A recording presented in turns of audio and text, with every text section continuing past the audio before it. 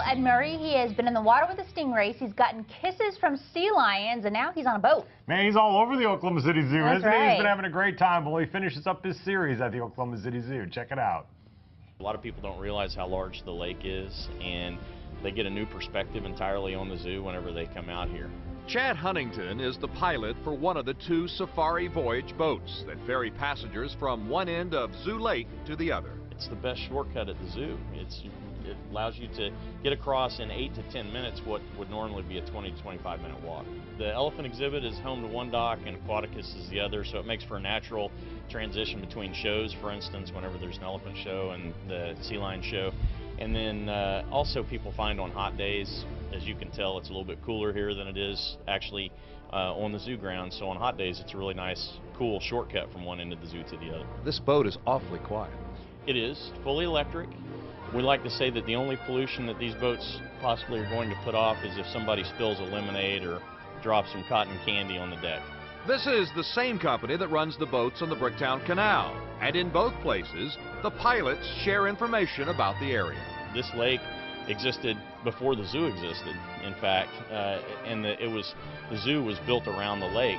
This was actually a destination around the turn of the 20th century for people who would come out here and ride around in the rowboat and motor around the lake, and there was actually a swimming beach where the elephant exhibit is. You obviously love the history of this. Well, no question, the zoo has a great history. You know, this is the oldest zoo in the Southwest. It predates statehood. A lot of people don't know that, but the Oklahoma City Zoo was founded in 1904. So the zoo has a really great historical tradition, and the great thing about the zoo now is that it's always adding new attractions. So it's got the best of both worlds. It's a great modern zoo, but it also has great history. We like to bring people out to this area so they can actually get a glimpse of downtown, and you can see Devon Tower, and you can sometimes see Chase Tower also, just right through the trees. So kind of becomes a little bit of a jungle cruise, and then you see the city appear out of nowhere. Chad also loves to give passengers a full view of the elephant exhibit and its wonderful Asian architecture.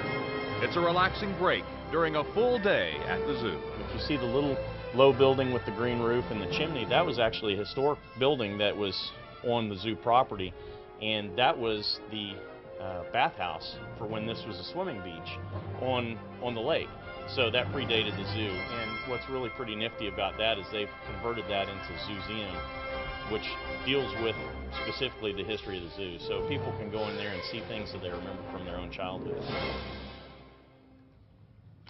Fun is that? Take a little boat ride across the water at the zoo? Okay, the music for that I know, right? from Jurassic Park, I kept thinking I was like at Universal Studios in the Jurassic Park ride, and a giant T-Rex is going to come out and scare Ed Murray. Nice, That I know. was That awesome. would have been great. That's awesome. Nice job, Jack Chin, and all Yeah. your photography with that series at the zoo. By the way, the boat is available from 9 a.m. to 4:30 p.m. One way is $2 for adults, and for all day, it's just $4.50.